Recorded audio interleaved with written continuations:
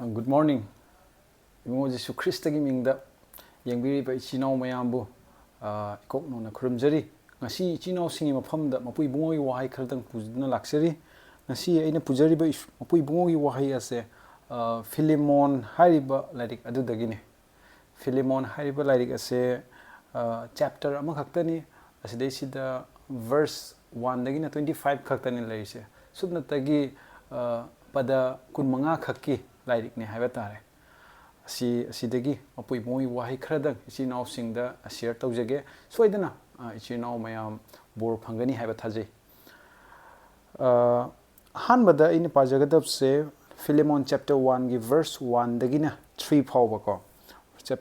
Philemon chapter 1 verse 1 to 3 Smain High Paul, a prisoner of Christ Jesus, and Timothy our brother, to Philemon our beloved friend and fellow laborer, to the beloved Ephia Archippus our fellow soldier, and to the church in our house, grace to you and peace from God our Father and the Lord Jesus Christ. Si ahan bagi pada ahumse Philemon ge asigi pada ahum sina ikoi da khangan base lairik asigi background khra ta e haiba tare ko aduga sigi background se ai khradang panjarake hariba Philemon hariba lairik ase it is a personal letter from Paul to Philemon. Paul gi oiba yamna personal oiba letter ni haiba tare asise Paul di iba letter Philemon di iba letter amani masise aduga hariba lairik ase kar matam da ikige haiba matam da ikoi 62 AD gi adwai da ko 62 AD gi adwai da Paul na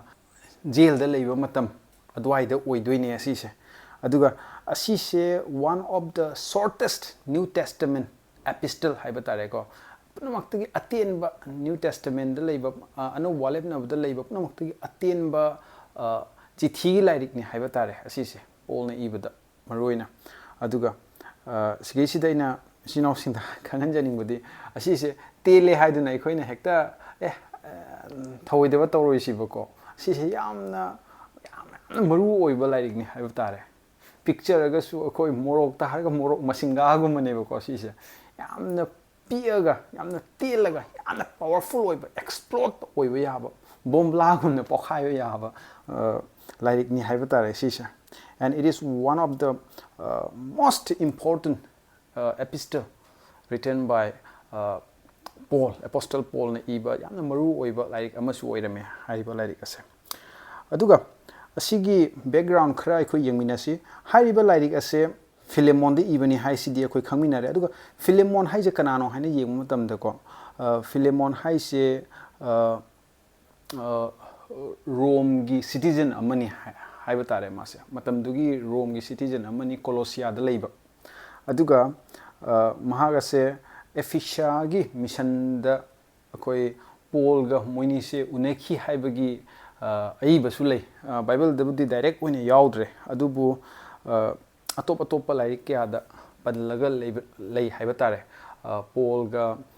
Philemon ga se Ephesia da makoina ishor gi thawal to matam da thengna rakhiba mioi amani haiba tare aduga Paul ga punna ishor gi thawal to minaramba mingoina palabada Epaphras haina hai ko mase mahagase akoi gi church community Jesu Christ gi community Christ u thajaba mi mayam adu pullaga singlup hawdo omeba mase matam amada aduga hariba Epaphras na hawdo omeba singlup adudai da Philemon ase matam dugi elder pastor gumna luchingba ama oirami haiba tare aduga hariba makoi gi church asisu Philemon gi yum makta da oiba gathering home church yumda oiba church yumgi manungda oiba singlup ni haiba tare aduga Paul na sigi lairik se iba matamda ko Paul gi intention Paul gi motive se karino hai matamda asi personal letter oiraga su hariba singlup sida hariba church manung sida mayam punamakta su hariba chithi ase padna tahaningamme mana my intention se mi khuding nakta publicly mana iriba letter ase khanganingamme haiba tare mana aduga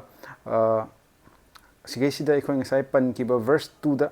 pada ani da pan kiba to the beloved Ephias kana haiba se Ephias habanate Ephia haiba se Philemon gi magi loinebini aduga Archippus haisina Philemon gi machanupa oidoine seisida aduga ngasai gi Archippus haise Philemon gi machanupa se Laodicea gi church ta ko ihan hanba bishop ni haina khangna ba iduna label thengnajare haiba tare aduga akoi Colossia gi laik ta su Colossia mari gi tratre ta su sumaina panba lei ko jiki Archippus se pukning hantharaga leiba matamda Paul na mabu pukning thogat pikibagi record su lei haiba tare akoi gi Colossians chapter 4 verse 17 da akoi na pa matamda thengnajai asi oira samlappa Philemon like asigi background je khone yengu matam da ko aduga khoi makhata na khoi yengmina si Philemon chapter 1 gi verse 4 dagina 7 pau se khoi makhata na pamina si khoi ai meiti ron da sudum pa na ba khona jar ke ko meiti ron da Philemon pandu amagi pada mari dagina taret pau ba si pa jar ke Manipuri do ina pa jar ke aina haijaba matam pumna makta nahaki ming panduna aina aigi ishorbu thagatse maramdi nahakna ibungo Jesu Christa bu amasung asengba mi pumna makta leiba nahaki nungsiba amasung thajaba adu aina tajare Christa Jesu da leiba ekhoigi afaba khudingma nahakna mapum phana khangnaba nahaki thajaba adu sandokpada mahai yananaba aina haijari maramdi nahaki nungsibada ꯑꯩꯈꯣꯏꯅ ꯌꯥꯝꯅ ꯍꯔꯥꯎꯕ ꯑꯃꯁꯨꯡ ꯊꯦꯝꯖꯤꯟꯕꯤꯕ ꯐꯪꯖꯔꯦ ꯃꯔꯝꯗꯤ ꯏꯆꯤꯜ ꯏꯅꯥꯎ ꯅꯍꯥꯛꯀꯤ ꯅꯄꯥꯟꯅ ꯑꯁꯦꯡꯕ ꯃꯤꯁꯤꯡꯒꯤ ꯄꯨꯛꯅꯤꯡꯕꯨ ꯇꯦꯛꯍꯜꯍꯟꯕꯤꯔꯦ ꯑꯥꯃꯦꯟ ꯑꯁꯤꯗꯩꯁꯤꯗ ꯍꯧꯖꯤꯛꯇ ꯑꯩꯅ ꯄꯥꯖꯈꯤꯕ ꯆꯦꯞꯇꯔ 1ꯒꯤ ꯚꯔꯁ 4ꯗꯒꯤꯅ 7 ꯐꯥꯎ ꯑꯁꯤꯗꯩꯁꯤꯗ ꯑꯩꯈꯣꯏꯅ ꯌꯦꯡꯕ ꯃꯇꯝꯗꯀꯣ ꯃꯔꯨꯑꯣꯏꯅ ꯚꯔꯁ 5ꯇ ꯍꯥꯏꯕꯁꯦ ꯄꯗ ꯃꯉꯥꯗ ꯁꯨꯃꯥꯏꯅ ꯍꯥꯏꯀꯣ ꯑꯁꯦꯡꯕ ꯃꯤ ꯍꯥꯏꯅ ꯍꯥꯏꯕꯁꯦ English ta hai taragadi saints haina haiba ko the saints haina hai verse 5 ta haibase verse 5 tang sai do kaina Manipuri da haibase maramdi nahangna ibungo Jesubu amasung asengba mi pumnamakta leiba nahaki nungsiba amasung asengba mi pumnamakta leiba haina hai asengba mi haise asengba mi haibse kanano asi so khangmina sibo ko asengba mi haibase nang aisine asengba mi Karigumba nahakna ibungo Jesu Christa bu kanbiba mapuni haina thajaba myoy ama oiba taragadi nahak asengba mine English ta hai taragadi you are the saints ko we wasise nang aise saints ne aina haija singjadana yamna pharuba yamna maram mokpagi phattaba thabak sung tawrudabagi pap sung cheludabagi nateba ko saints haibase supna thagi ibungo Jesu Christa na tawbi khiba mapal because of the finished work of Jesus Christ at the cross of Calvary, you and I become the saints. Nang aise saints oiribane adugi maramna. Asengba mi oiribane nang aise ko. Adudune sigation adum verse 5 se hekta pawsida aina adum pungning da phawjaba se ko. Aduga saints haibase krishnate Christian singbu saints haibane asengba mi haibase Christian singbu asengba mi ko ko. Aduga adum makhata na adum jengpa matam da koi aduga saints haibagi matang da so am khazu lei ase jiga akhoi Bible verse ti myam lai khare adu point am Bible verse am ko haijage pakhon chatpa singi thabak ta akhoi chapter 9 verse 13 ko Acts chapter 9 verse 13 this maina panba lei Ananias na sumaina hai Ananias answered Lord I have heard from many about this man how much harm he has done to your saints in Jerusalem haina Ananias na haibase akhoi Paul gi matang da Paul se sumaina mafam da leire chatlo haiduna Ananias da mapuibungo ishor gi thawai la ga haibane ba adu da Ananias na ishor da khumbase ishor haiba miyoy ase akhoi yam toina tarba mini as haiba mi asina sengdokhraba mi singda kayam yamna mana torture tawe kayam yamna mana wahalli haibase akhoi khangaga leire haina haibadi asengba mi aina suggest pusanjaning bagi maramdi asengba mi haibase kanano thajakhra mi singdu asengba mi kawi thajakhra mi singdu bu saints haina kawi ko the saints haise makhoi sineba aduga sum makhata na jeng pamatam da Paul gi request tu sudum jeng si ko Paul ngasai Philemon de iribne si chithi se iba matam da mana pada taruk tau ji haise I pray that the partnership that brings from your faith may effectively lead you to recognize all the good things that work in us, leading us into the Messiah. Saruk phangmina ba haitare pada verse 6 ta haibase sike sida ko maruina verse 6 sida akoi Manipuri gi Bible sida khatang sengwa wale ko aina khangba wat pagi su oigani haina khale verse 6 is sumaini e English study ko the sharing hai the share to was sharing your faith may have become effective by the acknowledgement of every good things which is in you in Christ Jesus. Sharing and haibasine isiga panjaning ibse atop Bible Manipuri English ki atop verse aina hojik pajari English ki version sidi New King James version ne adu atop Bible lekhuni yengu matamda New International Version NIV gumba yengu matamda ko segi partnership haiba ko sharing habse partnership chamane arthadi chamane what meaning chamane ado segi partnership haiba sharing haiba wahai ase karino haiba matamda koi Greek ki londa da hai taragadi koinonia haiba se koi myam tabiramani ko koinonia kaina koinonia haiba se yamna kare hai tare namna famous Greek word amani koinonia haiba se koinonia haiba di fellowship haiba di koi sharing tawba partnership tawminaba asi se koinonia hairaga su khangnei ba ko Greek ki londa da aduga mutual participation ekoi amaga yanaraga punna partnership tawbase asi se koinonia ne ba ko so asi word meaning highlight taragadi it is when two or more people receive something together and share in it becoming partner karimba mi ani natraga ahumna pullaga ekoi kariguma pot ama receive tawba matamda ko chamana pot receive tawba matamda adudo partnership haina haiba ko aduga Paul says that faithfulness to Jesus means recognizing that all of his followers are equal partners who share together in the gift of God's love and grace. Sigisida aina mayamda khanghanjaning base aikoi nang aise imo Jesu Christ gi mapaldagi aikoi se ayol aran da luppaga leiramini ayol aran gi langda thuraga leiramani adu Jesu Christ gi mapaldagi aikoi khuding mapung asidi asengba mi amamum ohenbi reba. You and I are saints today. Saint amamum ohenbi reba ko amna asengpa amakpa amta yawdo mi khuding mak ohenbi rabane adu itaragadi ai leire aiga loina ba mi amasu hairage ba ko mahaksu ibungo Jesu Christ bu lawsanjaraga mahaksu asengba mi oikrabne that means ai su deserve tawba nate masu deserve tawba nate adu Jesu na tawbi khiba mapal dagi ai su masu hojikti kai hatare asengba mi ohenbi re aran khubando phangan bire that means we are ke hatare ekhoni se partner oireba in faith thajabada ekhoni se partnership oiba tabane haibadi partner haibasidi achauba maga macha maga partner kaudeba ko partner haibadi animak se chamana ba oidoineba thak se chamana ba oidoineba partner haise awang ba maga pik animba maga hekta partner hai taragadi it may not sound perfect but when two person or two individuals have the same status and they are called partners moi same status oiraga leiraga kariguma podama receive to matamda chamanana adu itaragadi makoise partner ka weba ko ako business ta so high taragadi partnership kai tawdro partnership high taragadi ako 50-50 ako chamanana ako equally divide tawina ko profit phang matamda adugumane haiba tar sise aduga Paul for Paul this experience of koinonia among Jesus followers is not just an idea you think about, it is something that you do in your relationship which moves Paul into this request. Paul gi intention se karino haiba matamda ko Paul se just icham chamna asigi wahai sidi koinonia ni haina hekta theory da loideba practical oina Paul di mang thana chakhatlaga Paul na thajajabse ma masamaksu matik sungcha cha do mahak ase ibungo Jesu Christ gi mapal dagi asengba chumba ohenbire adu oitaragdi chap manana Philemon su masu miyoiba mani masu matik chabam nate masu ibungo Jesu Christ na magi thajaba gi mapal na mapu kanbiyo phangbane adu oitaragdi masu asengbani Philemon su asengbani Paul su asengbani adu itadi ekhoi se partner amo oina aingonda deserve tawba singdo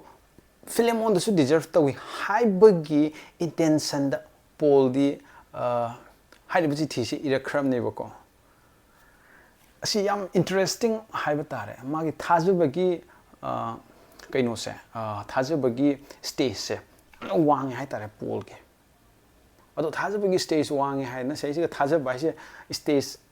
ꯌꯥꯝ ꯋꯥꯡꯕ ꯈꯤꯇꯪ ꯋꯥꯡꯕ ꯈꯤꯇꯪ ꯅꯦꯝꯊꯔꯛꯄ ꯊꯥꯖꯕꯗ ꯑꯗꯨꯃꯥꯏꯅ ꯂꯩꯇꯦꯀꯣ ꯑꯁꯦꯡꯕꯩꯗꯤ ꯊꯥꯖꯕ ꯍꯥꯏꯕꯁꯦ ꯊꯥꯖꯕꯅꯦ ꯊꯥꯖꯕ ꯍꯥꯏꯕ ꯑꯃ ꯂꯩ ꯊꯥꯖꯗꯕ ꯍꯥꯏꯕ ꯑꯃ ꯂꯩ ꯃꯔꯛ ꯁꯔꯛ ꯍꯥꯏꯕ ꯂꯩꯇꯦ ꯍꯦꯟꯅ ꯊꯥꯖꯕ ꯅꯦꯝꯅ ꯊꯥꯖꯕ ꯍꯥꯏꯕꯁꯨ ꯂꯩꯇꯦꯀꯣ ꯊꯥꯖꯕꯁꯤꯗꯤ ꯊꯥꯖꯕꯅꯤ ꯊꯥꯖꯗꯕꯁꯤꯅ ꯊꯥꯖꯗꯕꯅꯤ 50-50 ꯑꯣꯏꯕ ꯌꯥꯗꯦ ꯑꯗꯨꯅ ꯄꯣꯜꯗꯤ ꯇꯁꯦꯡꯅꯃꯛ ꯊꯥꯖꯔꯦ ꯃꯗꯨꯗꯤ ꯃꯍꯥꯛꯀ ꯑꯇꯣꯞꯄ ꯃꯤ 이봉원 예수 ꯈ꯭ꯔꯤꯁꯇꯕꯨ ꯂꯧꯁꯤꯟꯖꯈ꯭ꯔꯕ ꯃꯤ ꯈꯨꯗꯤꯡꯃꯛꯀ ꯆꯞ ꯃꯥꯟꯅꯕ ꯐꯦꯂꯣꯁꯤꯞ ꯐꯪꯃꯤꯟꯅꯩ ꯆꯞ ꯃꯥꯟꯅꯕ ꯃꯑꯣꯡꯗ ꯕꯣꯔ ꯐꯪꯃꯤꯟꯅꯔꯤꯕꯅꯤ ꯑꯗꯨ ꯑꯣꯏꯇꯥꯔꯗꯤ they are partners in Christ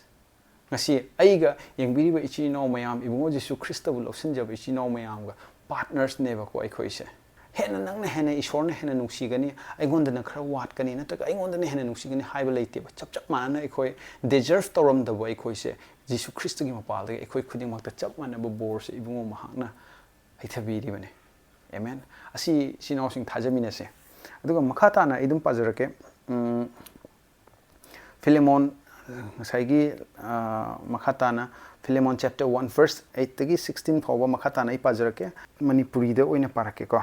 8 tagi na 16 phawa se tamna parake kharadi sanglapti tawani adubu yani 8 tagi na 16 phawa 8 se sumaina hai maram aduna nahakna achumba adu taunaba Christ da aina thauna phana nangonda yathang piba ngamlabasu ahal oiriba Paul hojikna Jesu Christ gi phadoksu oiriba aina nungsibagi maramna nangonda nonjari aina kaisum sangda leiringaida pokchakhiba aigi icha Onesimus ki maramgi damak aina nangonda nonjari matam amada mahakti nangonda kanaramde adubu hojikti mahak asi nangondasu aingondasu kanare aina mahakpu nangonda amuk hanna tharaklibani maram aduna aimaki thawai oiriba mahakpu lausanbiu afaba wapaugi maramgi damak aina kaisum sangda leiringaida mahakna nahaki nakutta aigi iteng pangnaba aina mahakpu aiga loinana thamninglammi adubu nahakna afaba tawba adu namduna tawhanba nataduna tawningba tawba oinaba nahaki ayaba yaudana aina kari amata tawba pamlamde mahakna matam khara chathok luriba asi matam pumnamakta mahak asi nahaki oinaba oirambasu yai nahakna mahakpu manai oina nataduna manai dagi hena nungsiba ichilinau amagumna losinbiu aduga mahakti thoidokna aina nungsijabani aduga nahaknadi hakchangda amasung ibungoda kayada hena nungsijariba amen verse 16 fawda sumaina yam phajana iraga leire Paul ne ibase yemo seisita Philemon se matamduda Rome gi leingak matamduda Rome gi leingak ni ko Rome gi leingak tu da matamdugi chatnabi gi matungina yumda manai thambase adum chatnaiba ko helper thambase adum chatnarami ba ko matamduda aduduna Onesimus one of the slave of Philemon haibatare Philemon na thamba helper amani manai amani Onesimus se aduga karigumba problem amagi maramna kari problem no haibdo exact bible dadi yaudre karigumba conflict ama soina thuamdo soongani haina khanje adugi maramna Onesimus Paul gi yum Philemon gi yum se thado ma chen hi baneba adu mi khara amna haibase scholar khara na haibase ma se pot khara yamna mamal tangwa pot khara huralaga chen khibani haina su hai whatever it is Onesimus has wrong Philemon asimdi confirm ne Onesimus na karigumba khara lan khibagi maramna Philemon da karigumba khara lan bagi maramna Onesimus chen khibani ba Philemon gi yum thado oga ado matamdu da manai haibase Mapuyum mapuga moise already legally agreement lairibane asi hekta chen ba haibase it is illegal ma se pharaga mung jail da thamba yaiba ko according to the law legal action law taraga de asigi matang sida Paul na sige sida Philemon da haining ibse ko sige sida Paul na ko Onesimus se ujik prison da jail la lei matam da thengna bane ba kana khangni adu dei da Onesimus na Paul da matengi da makta Paul gi manakta changam basu yae not very clear. The scripture is not very clear about it. The jail de leiba matam da Onesimus se thengna khibani haiba simdi Paul yam sengna iraga leiba ko Paul nang sa haiba do aina kaisum sangda leiningai da aigi ichanupa aina pokhiba ichanupa Onesimus haiba se asin takpodi ai chahi khragi mamangda ai ningsingba ma leire adum chinau singda share tawningba church amai na visit tawe church sida one of the elder church tugi elder amana numit to preaching tawe bako mana sigi matang na preaching taw matam da Paul gi macha nupa Onesimus haina mana preaching tawe adu mana Paul's machanu pa Onesimus haina haibase ai matamduda isor lausanbasu kuidri tawtabu ai sigi Bible chapter se asigi lairik se haiba tare matamdu ai panadi loikre aduna Onesimus se tasengnadi Paul gi machanu pa nateba machanu pa haibagi arthadi spiritual son haibane ba thawai rom da pokpi ki ba haiba tare haibadi mana kaisum sangda leiba matamda ibungo Jesu Christ gi afabu wa pawase Onesimus ta share tawraga Onesimus na jail da leing matamda Jesu Christ bu kan bi mapune hena lausin jakiba nupa ama oirame haibadi matamdu da mase born again oike haibe wanida andubu haiba aina hajik to visit to church to da hajiki ahaladuna Onesimus se Paul gi machani hanjana Paul gi amakhtang ngaijeba machanu pani kaine ko yamna confident oina share tawbo aina service to loiraga oja gi ngasa haibi khiba Onesimus se Paul gi machanu pani haibase khitang chumdabra haina khalli sini hain share taw kunda ma kon realize ta chumene nang haibdo hoi nang haibdo chumani Paul di nupi su thide kaina mane hena realize tarok podo go hoi dum share taw janing goninda du do hoi mo boire sige sida haijening bodi Paul gi through the gi Jesu Christ se Onesimus na kan bi mapuni hana lausan jakhibani haibata adugi maramna when he was in prison he was a born again Christian mase yel da leba matam da mase Jesu nong na pokhi haibata adugi maramna ne Paul na aina poksekhi be chanu pa haina haibase aduga sige sida yamna maru oiba ahal amagi thodang ama uwa phangjeba ko Paul se ahal ama oina leader ama oina mana Onesimus ki problem se mana khangeba matam leimi maga leimina matam da ma se karigumba Philemon ga problem khra thokpagi maramna ma se chelaga lai haibase ma gyan tareba hoi matam da Onesimus se Paul gi oina yamna mateng oye ma se yamna he was a very helpful person Jesus Christ lausan khra matung dani ko yamna Paul gi seba tobidana Paul na haibe illi hai nge illeba ma se Paul na ju phaujeba se aingon the helpful khakta oidaduna maru oina magi asengmo mapu mana leirami ba yumdo Philemon ga mase reconcile to haninge taisin haninge moini se aduna mana masamakna Paul na masamakna chithi se iraga Onesimus ki khutta Philemon da johan bagi wari ni ko si se yamna nungsiba aduga adu khaktan tan yamna bold to oiba yamna thongna phaba chithi ni haiba tare si se aduga sigei sida haibase Paul na Philemon da haibase accept him not only as a slave manai ama oina lausalo haibanate as your brother as imung manung na chinano amagumna mabu lausalo haibane asije it's a very bold statement then a bold request ni so haibatare Paul se yo series the man haibase Philemon received Onesimus back no longer as a slave but as more than a slave as a beloved brother yo ko Paul se he deserves to command Philemon ta yathang to yam ne yathang piba yam he Philemon ain thare be nupam sa se phanamana lan khitar losalo hoji ain yathang pi dibni haiba matam da Philemon se upai le roiba losan da ya roiba ko adu Paul se adukki matik nolu aga adukki matik nungsina mana se se chithi je piba ko mana haiba se yango ai se ahal ama oina aina ngonda yathang piba jai command to bayai adu asi se ai command nate asi ai yathang nate asi ai gi request ni haibane mana haibase mana haijari ne mana nonjari ni ba hal ama oina as a fellow partner ama oina ngasai gi koinonia a fellow partner ama oina aina nangonda appeal tawjari siniba ko mana siga haibase mabu lausan biu mana ama gumna nate as a brother ama gumna sini mana siga haibase amna request ojaraga su amna powerful over request ni haibatare aduna matamdu da Rome gi law matung in Philemon case tawge haita argadi ilai na case tawraga Onesimus jail da thamba jamni ko adubu Paul na siga haibase mabu ngakpiu khakta te ko haise yamna Onesimus se ngakpiu haiba khakta te Onesimus se ngakpi raga manai amagumna losalo haibana te as a brother imung manung amagumna losal biu haina haibane this is very much challenging as a Christian ko aikoi Christian isorgi macha ama oina kana gumba mo ngakpi ba kai se hekta araiba na te ko yamna wai ꯏꯁꯣꯔꯒꯤ ꯄꯥꯡꯕꯤꯕ ꯌꯥꯎꯗꯅ ꯍꯦꯛꯇ ꯉꯝꯕ ꯅꯠꯇꯦ ꯁꯤꯁꯦ ꯑꯗꯨꯒ ꯌꯥꯝꯅ ꯐꯖꯕ ꯄꯣꯠ ꯑꯃꯁꯨ ꯂꯩꯁꯦ ꯁꯤꯒ ꯑꯩꯈꯣꯏ ꯚꯔꯁ 11 ꯑꯩꯈꯣꯏ ꯄꯗ 13ꯗ ꯍꯥꯏꯕꯗꯣ ꯃꯍꯥꯛ ꯑꯁꯦ matam amadi kanaramde onesimus matam amda kanaramde hojikti aingondasu yamna kanaba oire nangondasu hoji kanaba oirani haina ko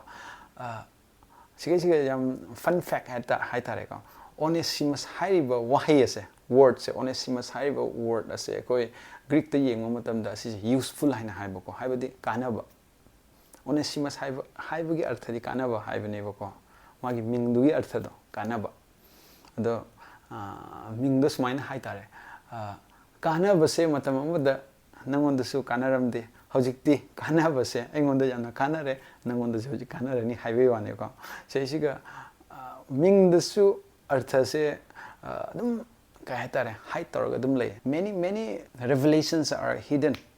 even in the name haibasine hisina sinda khanganjaning base hoi makhata na dum pajrake padatra trukta haibase no longer as a slave but more than a slave a beloved brother especially to me and how much more to you both in the flesh and in the Lord you know a beloved brother agi nungsiba chanupa nungsiba brother nungsiba chino haina haiko ngako manipuri da kamai haige jingsin nungsiba chino haibase say last give verse 16 nahak mahakpo manai oina nataduna manai dagi henba nungsiba ichino yo nungsiba ichino amagumna lausin biwa nungsiba ichino amagumna lausin biwa english ta haita beloved brother ko beloved brother haibata beloved brother amagumna lausin biwa paul na seisiga kanagumba madata beloved brother ko balaite adubu two times mana beloved brother haina onesimus se kaweba ko hojiki da ma laikhre ko beloved brother haina adu khakta natana akhoi colossian gi lairik ta jengmu tumda colossian 4 gi 9 da jengmu matamda colossia pandu mari gi pada mapan da su onesimus ta mana beloved brother nungsiba ichi naw haina su kawki ba akhoi thengnaje asi su tum panjaning ba haitare akhoi na ichi naw sing ta yamna ichi naw khakta kawdaduna nungsiba ichi naw kaina kawbase asi momal yamna yamani ko ichi naw sing aduna amaga akhoi address tawnaba matamda akhoi nungsiba ichi naw kaina kawbase akhoi dum tamsiba akhoi Philemon haiba like se skum macha small details aina ngahaki video sembasina di mapum phaga daw nate mayam chi thawba mayam yawdorimne adubu aina ngahaktang sida pungning da lakjaba khanjaba se dum mayam da share tawjabani ko awat pa jawro se dum hapsan biro comment dum thambiramu kari hapsan bajaba kari isorna nakhoi da phongdok piba asigi like se pawa matam da mayam soidna Philemon haiba like se pabio hoi ai makhata na pajrake Philemon chapter 1 verse 17 dagina 22 bhaw sem parake ko 17 dagina 22 ai metiron dum parake war su wana metiron ta pajage ado screen dai english ta su dum verse dum iraga thamjaramge 17 dagina 22 bhaw se 17 da sumaina haire nahak na aibu napang amani haina khalabadi nahakna aibu lausin bi bagumna mahakpu lausin biu mahakpu di onesimus pu lausin biu haine aduga mahakna nahaki nafamda lan khiba leirabadi natraga karigumba ton khiba leirabadi madu aigi hisabta pansin biu bol aina ikut makna masi ibani aina madu singani nahakna aingonda nasamak tolibani haibasi ai nangonda palaroi hoi ichilinaw nahaki maramna ibungoda aibu harauhan biu amasung ibungoda aigi thamoi tekhalan biu aina haiba nahakna ingani haiba thajaduna nangonda चिठी इबनी मरमदी अइन हाइबदगी हेना नहाकना तौगनी हाइबा अइन खंगे अदुगा मतम खरा लैनबा अइगिदमक मफम अमा थौरांग तौबियु मरमदी नहाकना हाइजबगी मरमना अइबु नहाकि नफमदा अमुक हन्ना पुरक्कनी हाइबा अइन थाजे hallelujah पोलगी faith से पोलगी थाजबसे अइखो याम तमजनिंगाय लै सिनावसे सिगिसित माना हाइबसे नियोको पोलना Philemon sida mayam haija khare onesimus se lausan biu onesimus na taukiba maral khudingo ngakpiu onesimus se nangi manai amagumna natana ichini nawgumna lausan biu haije kaino matamda do aina sa hawda haije khibdo manai amaga mapuga leinariba mari se legally agreement amada bind tawrini ba ko hairiba agreement dudagi free ohelo haibane ba onesimus se manaiga mapuga gi agreement adudagi free ohelaga mase considered him as your beloved brother nangi nuksiba nachino amagumna mabu lawsanbiu haibaneba. That's very challenging. Paul na haiba jaba mayam haire. Adubu hangba jaba wahangdi. Why should Philemon do such a thing? Paul na haido kari marungi Philemon invam thokeba. Invam thokpra. Nangonda ichino na khoida kari gumba asmaina na khoi gi church ki elder amana hairpa matamna na khoi ingadra. Na khoi ga yamna na khoi da lan khiba mi amabu ngakpiu aina tharai ne mi se na khoi gi yumda mabu ngakpiu. Nangi nasino amagumna lawsanbiu hai matam na khoi yagadra. Khoi yam wani ko hekta lawsan banga moy ko makhoina lan ki taraga de khoi gi life ta. Adubu Paul na Philemon da di haidi. Adubu hangba jaba wahangdi. Why should Philemon do that? Kari maramgi Philemon na tawdoino dudo. Yengo seisiga hojiki Bible aina pajakibdo 17 dagina 22 sida yawramne. Kari maramgi yadoino haibase. Yengo Paul pulls a brilliant move. Paul jamna ko lebenu paamne mase. Mana seisiga haibase ihan hanbada mase ishorbu thagatlaga chithi se phajana hawgale adu loraga mana muka kari tawi ngasagi partnership ki point do puseleba sigi partnership chene yamna maru oibase fellowship koinonia haibdo ngasa haije kibdo koinonia sinima ko yamna maru oiribse ngasagi Onesimus se Philemon nangna welcome tawgadamni as your brother. Why? Because Philemon khangde Onesimus khangde Paul khangde they don't deserve the love of God, but still God loves them, God keeps them, God calls them saints. Moisi asengbo henbire ko Jesu Christ gi mapaldagi aduna ahum Paul su Onesimus su Philemon su makoi ahummakse partner ni haibetare partner that they are in the same level. Paul gi kokse yamna wangi adubu he is very honest and very faithful and very much practical. Yamna practical oibin misakamane mase. Thajai haitare thajabugi thabak ne man tarok toise. Aduna mana sigei sida ishorbu Jesu Christ bu kanbiya pune thajat taragadi aikhoi ichino atoppa thajakhrabe ichino khudingmakse partner ne sine mana siga haijiningi se. Aduna Onesimus su jikti partner oikramni Philemon su partner oiramni doitagdi Philemon ma pu oiramaga su Onesimus na manai oitaraga hojikti partner oiramni we are in the same pace, we are in the same stage. Aikhoi status to chap manare hojikti karino khoi status to we are saved by grace thojala kan bi khro machang atne oirise aikhoi ishorgi nungsiyo machang ta oiramni hojikti si Greek oigera Gentiles oigera amubo oigera angobo oigera hojikti chap mana hanbi khrebako adune Paul na siga hainingi se adu khakta natna mana haibase if he has wronged you or owes you anything charge it to me karigumba Onesimus na nahakine famda lan khiba natraga pochei low khiba leitaraga su hairiba magi mangonda nang pansangada fine me amdo aingondo ina panbio aingonda adugi sapto aingonda pio ai oina singe sini mana hairise yemoko asigi Paul gi asigi request se asise gospel gi yamna gospel the practical oina utpa haitare sigei sida ikoi kari u phangi haiba matamda taisinabagi thogal se mana yam mayak sengna siga utpire ko mana tawrise kaino he is bringing the message of reconciliation taisinabagi thabak ne mana tawrise tatna khraba mari ani do ngasai Onesimus ka Philemon ga tatna khraba mari ani do adu do taisinabagi at any cost haisine magi mangonda hisab to loi panjalo hairimne. Now he is acting like Jesus haire sujare seisi da ko akoi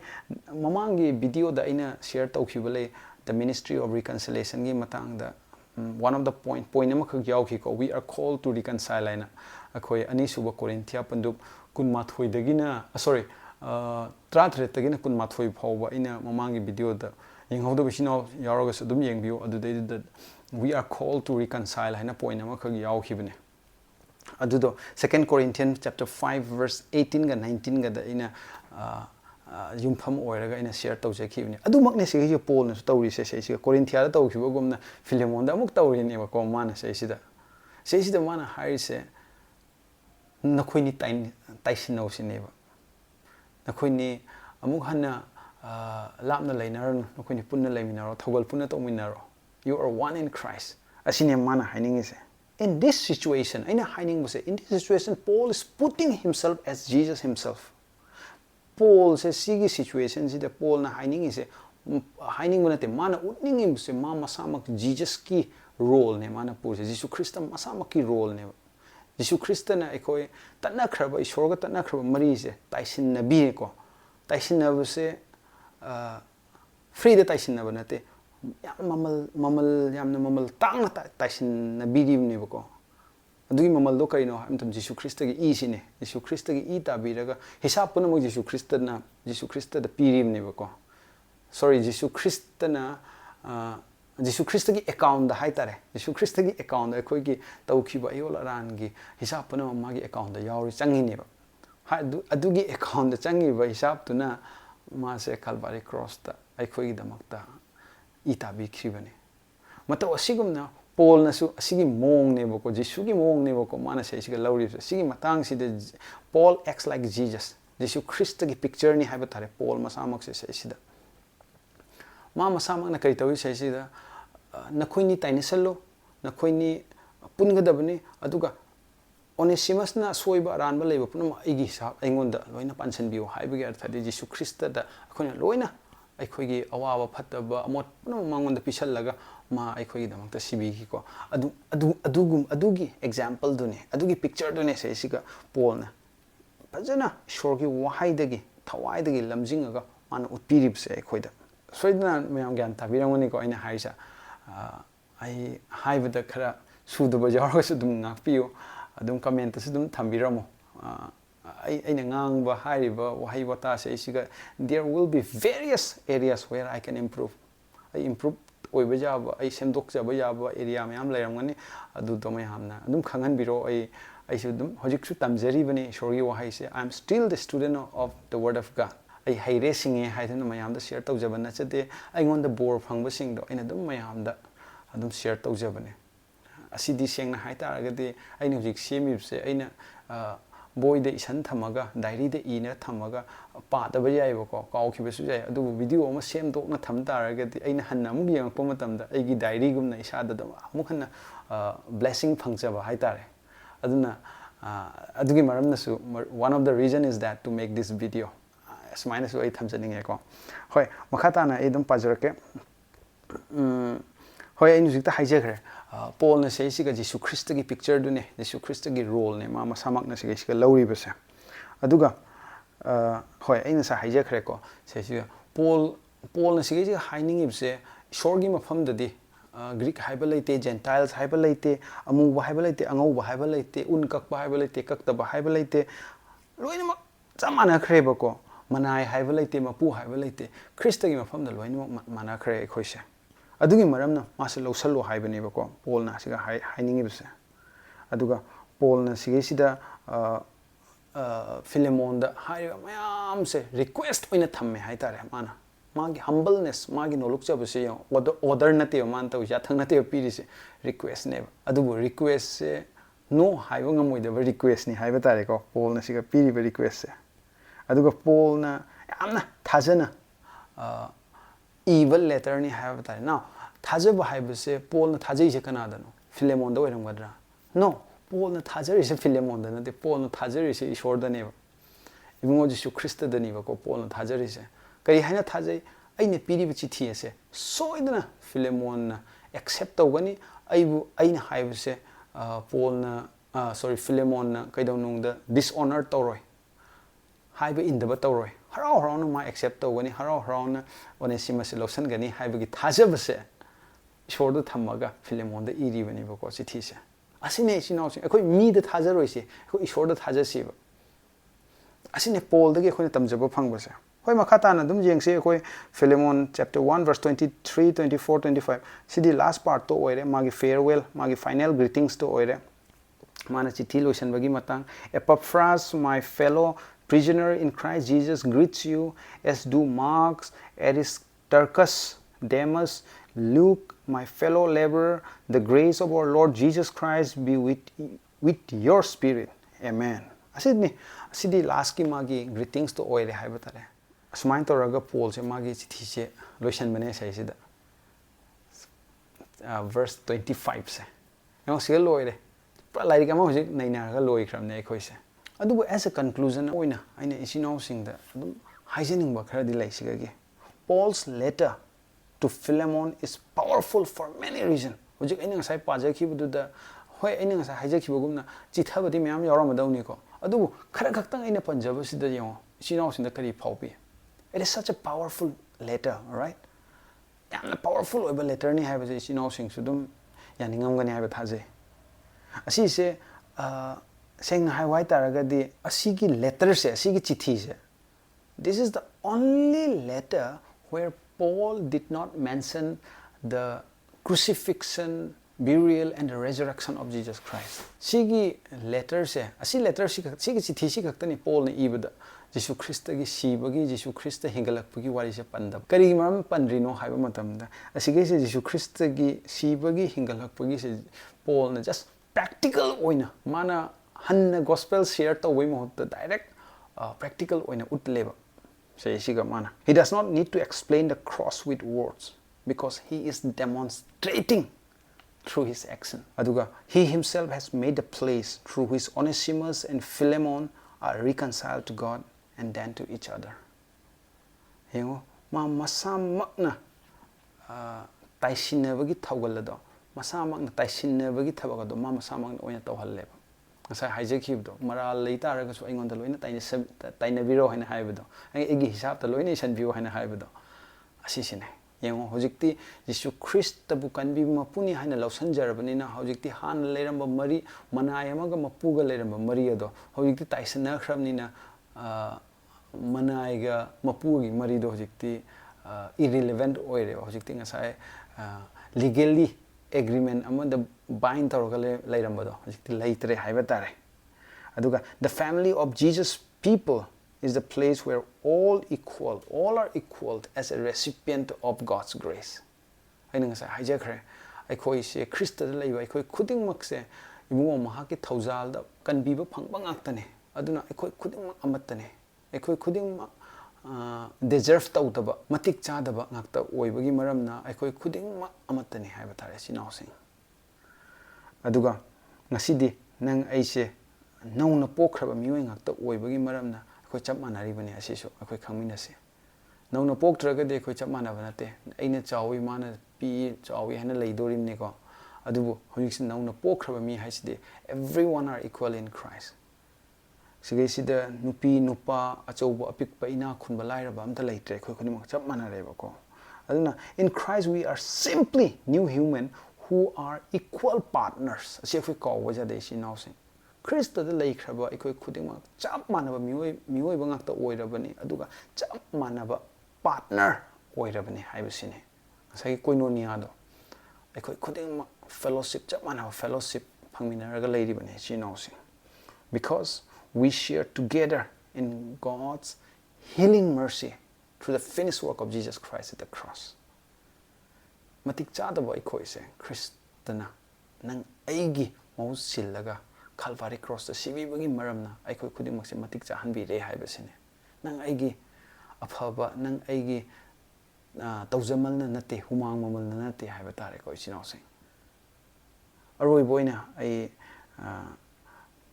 point ahum khak aroi boina sinawsing da ai thamjage wakhal khanthabiu haiba point ahum se mayam meditate to biu haiba tare ai point ahum se amamam to oina haijarake ko number 1 number 1 is hiding it aikoi se point ahum se thamjing it wam tanga haija hoge aikoi khuding mak se aikoi gi hajikta pajakhiba lairik Philemon gi lairik se par matung da aikoi kari phawe aikoi gi life se we each one of us are once a Philemon once Onesimus once Paul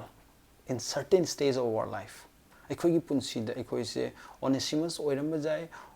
Philemon oiramba jai Paul oiramba jai haiba mioi ahum se don't consider them as three human beings consider them as you nang aini haina khanbiu ba nang se Onesimus ne nang se Philemon ne nang se Paul ne haina khanbiu aduga hangba jaba wa hangdi karambano haiba sine adu ai hojik hangjarake point ahum khak ai pijarake number 1 as Onesimus nang aise Onesimus ni ko Onesimus ni hana laurasi hoji Onesimus amo oina aikoi khuding makse aikoi we have done tremendous mistake in our life aikoi ayol aran kayama tawkhre aikoi gi punsida aikoi mapui boi mafamda aran ba kayama tawkhre adu Onesimus gumna aikoi pungning hongaga ibungo Jesu Christ bu loksan jakhrabra kaino nate ko ina hangjaise aidi salvation prayer tawkhre natraga aise isingda baptisma lawkhre adu hangjaba nate baptism lawba kaisidi just sunatagi ai Jesu Christ thajakhre haibagi misingda utpadune ko public witness ni haiba tare adu tasengna ma aina hangjaningi basidi have you really accepted Jesus Christ as your personal savior nang yajabra nasagi punsida na hana tawkhiba ayol aran sing nang se papi ni nang se ishorgi thawjal gi dama matik chade haibase nasana yajabra haibase if you have not accepted Jesus Christ yet even though you are born in a Christian family nang na Christian family da po ambasu jai adu Christian family da po e haina na Christian ni haibadi langani ko government gi official certificate leram jai na Christian ni haina adu that doesn't make you a Christian according to the word of God ishorgi wahai gi matungina na Christian adu Christian ko deba ko ishorgi wahai na haibase 1 John chapter 1 verse 9 haibase if we confess our sins he is faithful and just to forgive us our sins and to cleanse us from all unrighteousness haina karigumba nahaki nachin nahak se papini nahak na tawkhiba pap to yajare haidna china phongdok chaba ngamaba adu oi bataragadi ibungo mahang nahaki pap se nahaki ayol aran se kokpi gani ai aduga nahaki phataba panamak singdok pi gani ai aduna isin housing da ininga si invite tawjaning bade if you have not accepted Jesus Christ as your personal savior yet ishor da changjesi ishor da haijaminasi aduga Jesus Christ se kanbi mapuni hana lawsan jesi adu itaragadi mahana nangi pap khuding ma kokpi gani hai nangna confess tawja taragadi confess haina aina angang we da pod hurang khre adu di si su taw khre amam ta tawna list down taw haibna te ko just you have to agree that you are wrong you are a sinner nang papini haibasina hana yajabra sigi wane yaja taragadi mapui bon na ki pap loina kokpi gani haibasine haiba Bible du ishorgi wahai asigi matungina 1 John chapter 1 verse 9 ni matungina adubu seisiga asigi Bible verse mi khrana di lana muk sijina ni bako ishor lawsan khraba matungda pung kai haitare hanjan amukamo confess tawba aise ishor lawsan kidna aise kanbi mapuni Jesu se kanbi mapuni lawsan jana loikhre adugi matungda aise lalure kanaguma amda amukamo aise ishor phom chalaga amuk confess tawna ishor agi pap se kopiu kaina that is wrong maramdi sigi Bible verse na haibase nangi ayol aran loina kon bigani haibne kok pi handoine adu itardi past present future gi yawna loina kok pi khram ne bako loina kok khra matungda amukam ina papam tawre haga changjara am kok pi haibge athadi Jesu na sibi khibado perfect oide haibaga chamana re bako so this scripture is just for one time it's not for a repeated confession chino sing da haijaning base nahakna nahaki punsida mo Jesu Christ bu losan jadri adu nahaki ayol ran se nahakna khangjaba tar gadi Jesu Christ losan biu nahaki na chindagi papi ni haina phongdok piu adu oitar isor nangi pa kopi gani haibagi wane kopi na loi khre nahakna phongdok pa tar gadi adu oitar de hojik se aseng mi ama oirame now you have to consider that you are a new person in Christ you are a sinless person you are the righteous person na achungba mi ngasai saints haibado asengba mi achungba mi ohenbire haibse thajaba mathau tare hojikte now that is your challenge today you have to ask yourself as Onesimus ama oina na hakna isana ija akhoi hangjasiba ko sigi challenge thamjasiba aduga akhoi khangadaba amna ko akhoi se hek Jesu Christ se kanbe mapuni lawsan khraba mikup tagide nahaga se Jesu ga nanga saruk phangmina rabne Jesu se nangi co heir oirabne aduna hariba position je Jesu ga nanga phangmina bagi position je it cannot be reversed amuk hanna manga da baleite phangki taraga de it will last eternity ko sim su thajamina se you are 100% secure in God's hand haibisine Number 2 da hojikiduna Onesimus ki ko nahangna kariguma Onesimus oina khan taragadi. Number 2 kariguma nahangna Philemon ni haina khan taragadi. Philemon haise kanano a believer as a Christian. Nahang se Christian ni nahang se kanbiu mapu Jesu Christ je kanbiu mapu ni lausan na loi khre hojikti nahang se Christian namo oire hai tardi you are a Philemon now. Saved by grace. You are a believer. Adu ai taragadi aina ichino sin ngasi challenge tawning base. Will you forgive or do you forgive your brother or sister or a brethren who wrong you terribly? Nang nahaki punsida kariguma nahaki nachina naw amana nangonda lan khiba natraga na kairo lekai nahaki enemy amana lan khiba mibu nang ngakpi gadra nangi ipa oiramba jai nangi napur oiramba jai nangi nupi oiramba jai nangi ima oiramba jai nangi neighbors oiramba nangi nachina or anyone lan khiba nangi marup oiramba jai lan khiba miyo do nang ngakpi gadra ngakpi bangam gadra asine ina hangge ningi se ko Onesimus tadi Paul na ngakpi hai khare madi ngakpi ramani hoji nang nahakti ngakpi bangam gadra sinau sing Onesimus gumba nahaki punsi dasu mi leram gani nahaki na famda lan khiba maku ngakpi bangam gadra sinau sing. If you are a believer, you have to believe God that you will able to forgive that person. Nahaki pangal na ding amoy ko nang egi pangal na sungang amoy mi bu ngakpi ba lai dam ne mi ngakpi ba pastor amna ingon da sumaina takpi mi ne khoi da lan khiba matam da ikhoina mi se ngakti ngakpi rase adu ngakpi matam da chamana na amku mi dugo hochalaga mi dugo tina to na dana amuk tawbase asi that is not a wisdom asi sing wat pagi oigadra hana khali maramdi mana haibase ikhoi hanjan mistake tawba mi adudi hoi ngakti ngakpi si adu bo ikhoina khangadabdi he is not my friend, he is not my enemy. Adugi mentality de lay why mana haibase oi yani bokra de lay mana haibase ko yamna phaji mase he is not my friend, he is not my enemy haibase kana gumba mi amna egi chino amna ingonda yamna lan khre ba ko adugu ishor yeng ina mabu ngakpi khre ba matungda ina egi pukning da ina thamjabase amuka hanna mangonda hochanda na maga partnership tawraga hekta totna tina dana leitrasu yabra haina khale adubu ma egidi yaknaba natra yaknaba gumna di khalaroi bako he is not my friend and also he is not my enemy haibase amna phaji haibata tawtabu ai mayam da di asi je follow to haijaba natte ko ishorgi thawaina nangonda lamjing biraga miduga partnership tawraga amuk hana ishorgi thawal tomino hairdi you should never disobey the voice of the Holy Spirit. You should always go forward mang chasan biyo miduga amuk thawal tomina biyo haibu sine sinawsing asi oire as a Philemon oina ko aduga aikhoina khangadabse ko Philemon se matamdu da masagi yumda home church oiraga ma se thawgal taweba so nahak se Philemon amo oina nahaki yumsu is your house a place of worship haibse e hangjening nahaki yumse nahana leibe yumdo a place of worship ishorbu thagat pham oibra ishorbu khuram pham oibra nakhaki yumdo natraga nahana leiminariba misingdo ishor thajade natraga nahaki leiminariba misingdo nangonda jamna discourage ishor thajaba mi oraga su leidana ko ishorgi wahai khara hairu see this guy is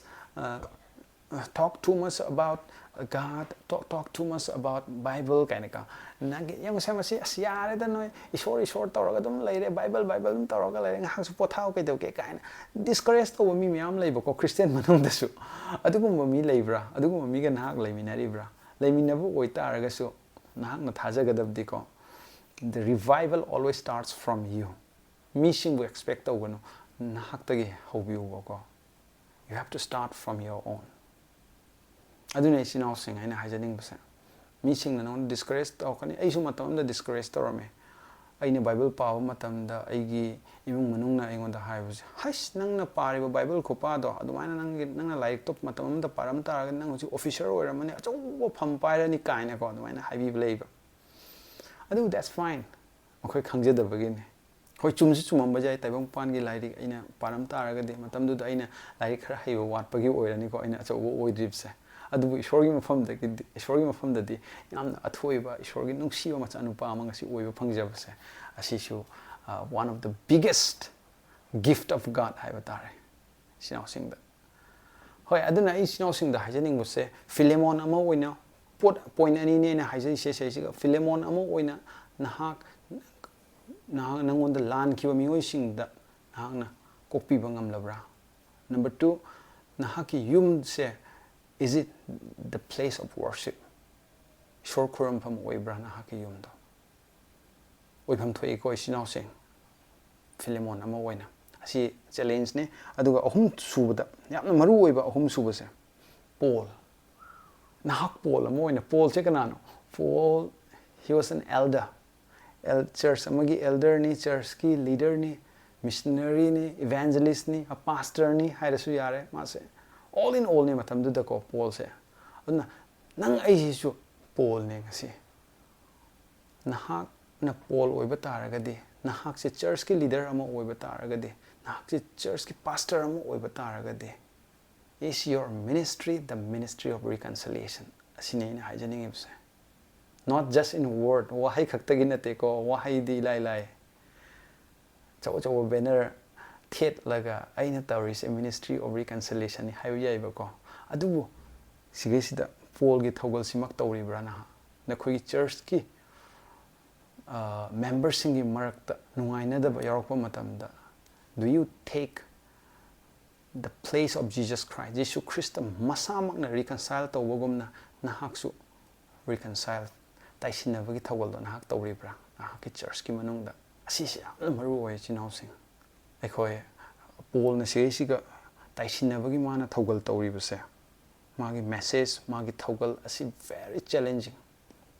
khoina tamsaninga yamna lei chinau sing Paul na tawbasidagi khoina ujaraga ko maramdi phattaba lai sina ko akhoi se punna sunglei lehaning deba khoi khanga dawba ko akhoi gi yeknabase aigi chino akhoi aiga nuaina daba natraga nahaka nuaina daba missing do nate ko akhoi gi yeknaba sidi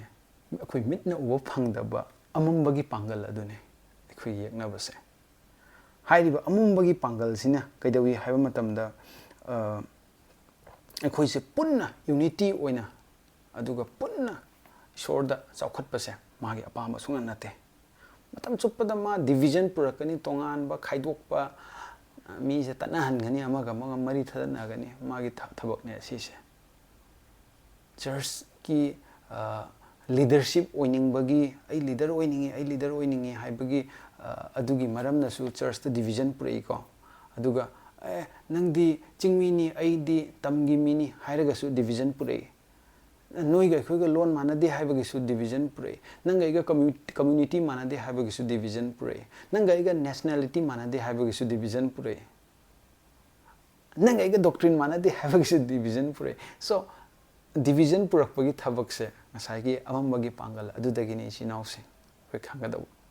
an ekhoi chinau sing na taina roisi bako asi amambaduna tawali ngaktani asi ekhone realize torokpa matamdadi amaga nungsina basengam gani taisina bagi thawal se tawbang amakani ba aduga maruoina aina maruoina hangjaningi busidi leader sing dane ne yam hangjaningi buse nahak ta sengna mak asi ministry se tawribra haibasine aduga isinau sing tabi be isinau sing kharamna di khalam baje ai di church ki leader nate na kana church ki leader natra de na khoi imu manungi di na leader oiram baje na imu manungi leader natra su na nachini nau sing marakta su leader oiram baje natraga na ai samak ki haijarage ai samak church ki leader oiram da bajai adubu ai samak ai gi mung manu ai gi nupi ai gi icha singi marakta di ai se leader ne ba I am the head of this family adu taraga de ai gi thaudang se kaino to carry forward the ministry of reconciliation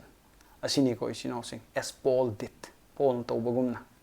Paul took it very seriously Corinthia da sumana ministry of reconciliation se uwa phange aduga amukasu hojik Philemon da su uwa phange bako aduna isinau sing ekhoina nahak se Paul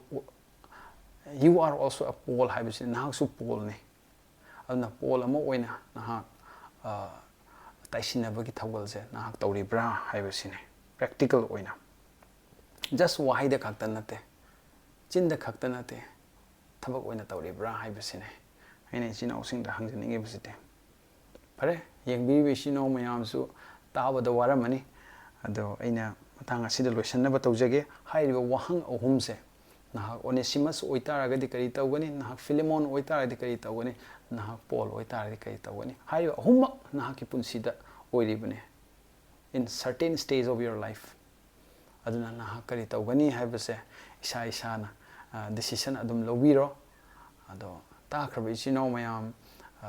soidna bor phangbiramgani asoiba awatpa yaw taragasu comment ta thambiramo aduga